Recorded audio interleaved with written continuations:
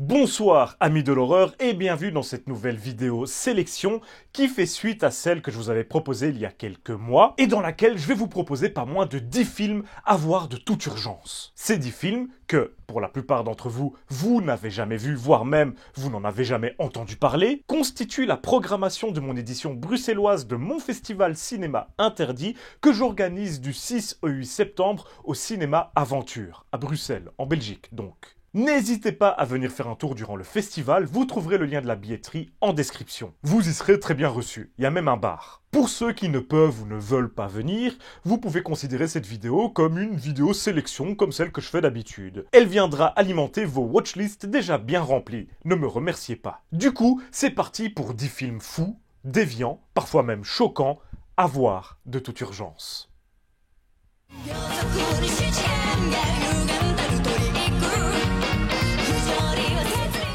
On commence avec du très lourd. Le film américano-serbe produit par Vinegar Syndrome et réalisé par Austin Jennings.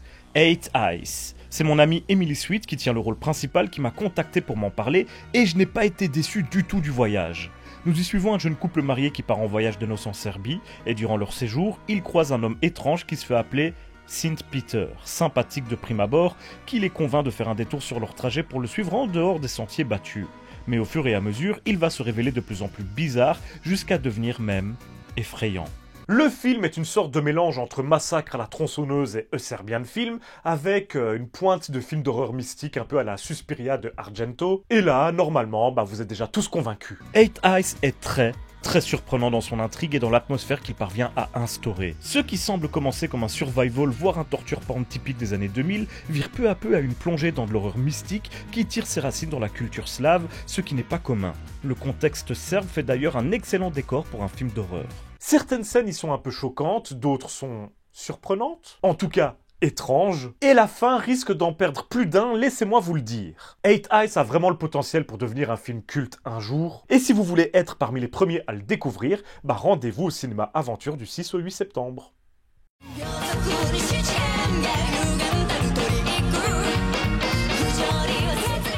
On enchaîne avec un film que j'ai déjà projeté en mai à Paris, au Club de l'Étoile, mais qui a tellement plu là-bas que j'ai décidé que les spectateurs bruxellois méritaient de le découvrir eux aussi sur grand écran. Holy Mother, l'une des dernières pépites du réalisateur Yoshihiro Nishimura, alias Mr. Tokyo Gore Police et Hell Driver. Holy Mother ressemble d'ailleurs pas mal à son Tokyo Gore Police sur de nombreux points, donc les fans prendront leurs pieds sans trop de soucis. Nous y suivons une jeune femme transgenre venue du futur pour aider les survivants d'un clan Yakuza à lutter contre une multinationale raciste qui cherche à les exterminer. Oui, c'est le pitch, il n'y a pas d'erreur. Comme vous pouvez vous en douter avec ce pitch de départ, Holy Mother est complètement barré. Il est bien gore mais de façon cartoonesque, comme souvent avec Nishimura. Et surtout, il nous propose quelques scènes totalement what the fuck, avec des personnages hauts en couleur et excentriques qui semblent tout droit sortis d'un manga ou d'un jeu vidéo, et des idées de mise en scène aussi fun qu'impressionnantes. Nous y retrouvons également des comédiens toujours aussi sympathiques, comme Eiichi Ina, l'actrice de Audition, dans le rôle de l'antagoniste. Une nouvelle fois, Nishimura nous sort un parfait exemple de splatter japonais, avec pourtant un budget famélique et un temps de tournage vraiment ridicule. À ne manquer sous aucun prétexte, car il risque fort de ne plus être reprojeté de sitôt.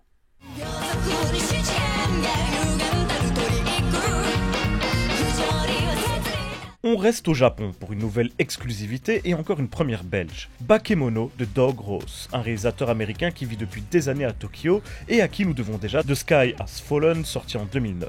Doug Ross est un cinéaste indépendant qui finance ses films de sa propre poche et avec des récoltes de fonds sur internet. Mais croyez-moi, il fait des merveilles.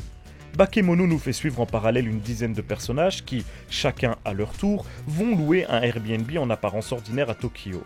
Sauf que dans cet Airbnb, ils vont se sentir bizarres, voire même observé.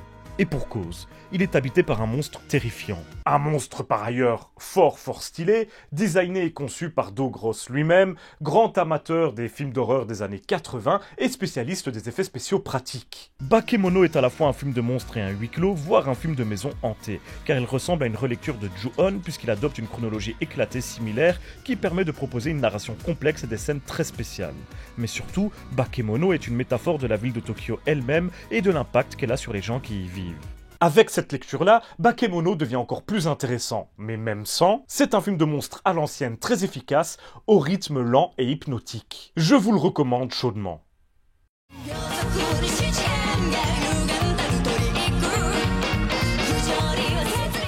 Encore un film japonais, et spoiler, ce ne sera pas le dernier, vous commencez à me connaître. Mais là, c'est une bombe. Mukuro Trilogy du réalisateur Katsumi Sasaki qui sera présent sur place pour nous le présenter accompagné de l'actrice Aya Takami qui joue dans le film. C'est la première fois qu'il vient en Belgique, donc soyez présents pour l'accueillir comme il se doit. Et rencontrer celui qui sera certainement dans quelques années l'un des réalisateurs majeurs du cinéma de genre japonais. Mukuro Trilogy est en fait une anthologie de 3 courts-métrages Mukuro du monsieur qui sont tous les 3 vraiment excellents, parmi les meilleurs de sa filmographie pourtant déjà extrêmement bien fournie, et quasiment inconnus chez nous. Les 3 segments sont pour le moins déviants, proposent quelques scènes gore et fun, parfois très immorales, mais ne sont pas dénués d'humour pour autant, loin de là. Comme chaque film de Sasaki, Mukuro Trilogy, malgré son côté caustique, est empreint d'une certaine féerie et même d'une surprenante légèreté. La faute entre autres à la musique, toujours très importante dans le travail du réalisateur, qui contraste souvent avec les agissements de nos personnages. Bref, la mort et la souffrance sont explorées de façon vraiment unique par Sasaki, et croyez-moi, vous n'avez jamais rien vu de tel. Donc ne loupez pas cette occasion en or de venir découvrir Mukuro Trilogy sur grand écran.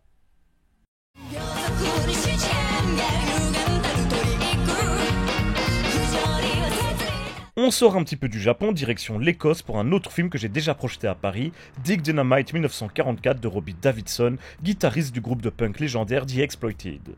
C'est une comédie d'action gore qui nous fait suivre Dig Dynamite en pleine Deuxième Guerre mondiale, qui va devoir mener une mission suicide pour empêcher les nazis de transformer les habitants de New York en zombies. À peu de choses près, c'est l'intrigue. Mais honnêtement, on s'en fout un peu. C'est quasiment une série Z, réalisée avec 3 bouts de ficelle et ça se voit. Néanmoins, Dig Dynamite est un film particulier. Son ton beauf et agressif, son rythme incessant sur à peu près 2 heures de film, et son humour lourd, bas de plafond et souvent grotesque, en font un objet filmique particulièrement clivant. Soit on entre dans le délire et on adore, soit on le trouve méga lourd et on déteste. Mais c'est une expérience qui se tente, selon moi. En tout cas, au minimum, vous y trouverez quelques scènes imaginatives et des blagues vraiment percutantes, parfois noyées dans un océan de violence gratuite et de punchlines douteuses. Mais moi, j'adore. Et si vous aussi vous aimez le mauvais goût, eh bien, vous devriez apprécier Dig Dynamite 1944.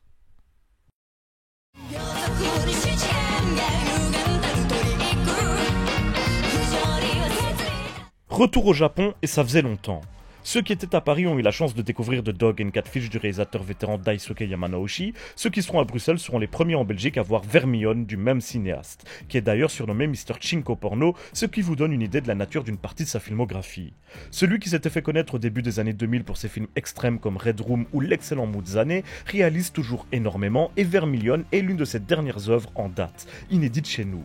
C'est un thriller érotique qui met en scène une sorte de carré amoureux avec une histoire d'amour lesbienne au centre du drame. Bien sûr, Yamanaoshi oblige, l'histoire est un petit peu malsaine. Même si je n'en dis pas plus pour le moment, histoire de vous laisser le découvrir par vous-même. Nous avons forcément droit à quelques scènes sexy assez chaudes dans le film, ce qui ravira les spectateurs et spectatrices les plus coquins. Et en plus, au casting, nous retrouvons Natsumi Tadano dans l'un des 2 rôles principaux, qui était l'une des invitées de la 2e édition de Cinéma Interdit à Paris.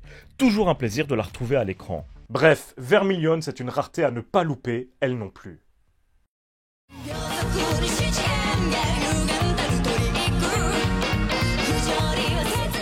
Nouvelle exclusivité, probablement européenne carrément celle-là, qui m'a été envoyée par son réalisateur lui-même, Soichi Umezawa, déjà responsable des étonnants et hyper originaux Vampire Clay, qui mettent en scène un monstre en terre glaise qui tue des gens dans un village isolé. Des films que j'aimerais beaucoup projeter un jour.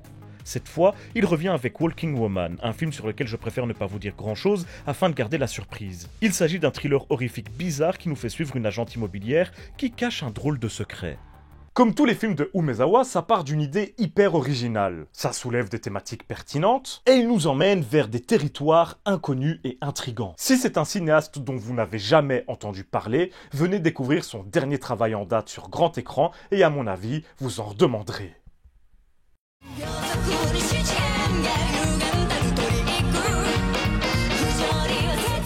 Restons au Japon avec un autre film projeté en mai au Club de l'Étoile, mais qui vaut vraiment le coup et est toujours aussi rare. Violator, dernier film en date de Junichi Yamamoto, le papa de la franchise Meatball Machine entre autres. Violator nous fait suivre une jeune femme qui, à la recherche de sa petite sœur, va se retrouver dans un village de campagne isolé, mêlé à une communauté dont les membres souhaitent se donner la mort. Mais les apparences peuvent se révéler trompeuses. Le film est plus ou moins inspiré par 2000 Maniacs de Herschel Gordon Lewis, le pape du gore, même si le résultat est en définitive évidemment très différent. Le ton de Violator est assez dur à saisir, tantôt lourd et dramatique, tantôt drôle et presque léger, tantôt fun et violent, souvent un mélange d'un peu tout ça. Nous avons droit à une ambiance presque à la western grâce à ses musiques et ses décors ruraux pittoresques et à quelques scènes très surprenantes, voire même quelques moments gore qui sortent un petit peu de nulle part. Yamamoto oblige, nous avons droit à quelques moments surnaturels et designs hyper originaux. Le bougre s'amuse toujours autant sur les plateaux de tournage qu'à l'époque de Meatball Machine, et le final du film est un twist monumental qui risque d'en surprendre plus d'un. Bref, Violator c'est une petite pépite, et je suis toujours aussi heureux de pouvoir vous le proposer sur grand écran.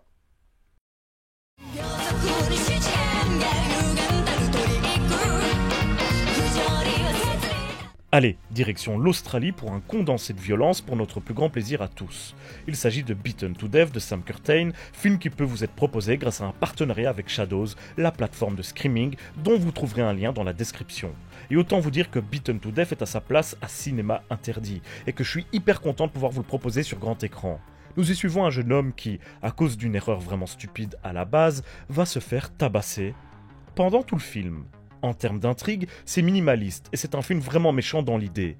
Le mec va passer une journée catastrophique et à chaque fois qu'on pense que c'est bon, son calvaire est terminé, et ben ça repart de plus belle. Son état empire bien sûr au fur et à mesure du film et ses agresseurs vont se révéler capables d'un sadisme et d'une brutalité assez inouïe. Voilà un titre pour le moins explicite. Plus méchant que vraiment gore, le film est assez immoral. Vous assistez, impuissant, au long et douloureux calvaire d'un gars random. En gros, c'est ça. Et j'ai trouvé ça assez génial pour ma part. Donc, amateurs de violence gratuite, c'est pour vous.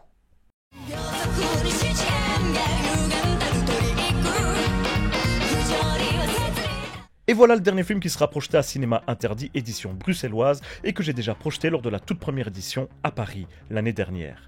When You Wish Upon a Star de Katsumi Sasaki que je peux projeter grâce à Spectrum Film que je remercie chaleureusement. Le film sera bien sûr lui aussi présenté par le réalisateur et il y aura des choses à en dire. C'est un film choral fantastique qui nous fait suivre une jeune travailleuse du sexe qui tente de reprendre sa vie en main. Et c'est difficile d'en dire vraiment plus juste pour vous le présenter. When You Wish Upon a Star est une fable fortement marquée par le style de Katsumi Sasaki, ses choix musicaux et un côté pop très fort, qui propose une réalité alternative à la nôtre. Assez proche pour qu'on puisse la reconnaître, mais aussi suffisamment éloignée pour qu'on se sente transporté, pour que le fantastique fasse sens. Nous avons droit à quelques scènes horrifiques ou gore, mais plus douces que ce à quoi nous avons l'habitude avec le cinéaste. Peu importe, le film est tout aussi surprenant et revigorant. L'un des meilleurs exercices de Katsumi Sasaki est une entrée incontournable sur le reste de sa filmographie. Je suis hyper heureux de cette sélection et j'espère que vous viendrez assister nombreux à ce spectacle décadent, original et même parfois décoiffant sur grand écran. Le lien pour la billetterie est dans la description. N'hésitez pas à aller y jeter un petit coup d'œil. Merci au cinéma Aventure, à Shadows et à Spectrum Film. Et merci à tous les spectateurs qui feront le déplacement et viendront soutenir cette initiative venue tout droit des entrailles du cinéma indépendant. Quant à nous, on se retrouve très bientôt pour une prochaine vidéo. Et d'ici là, surtout n'oubliez pas, si vous avez peur, c'est que vous êtes toujours en vie.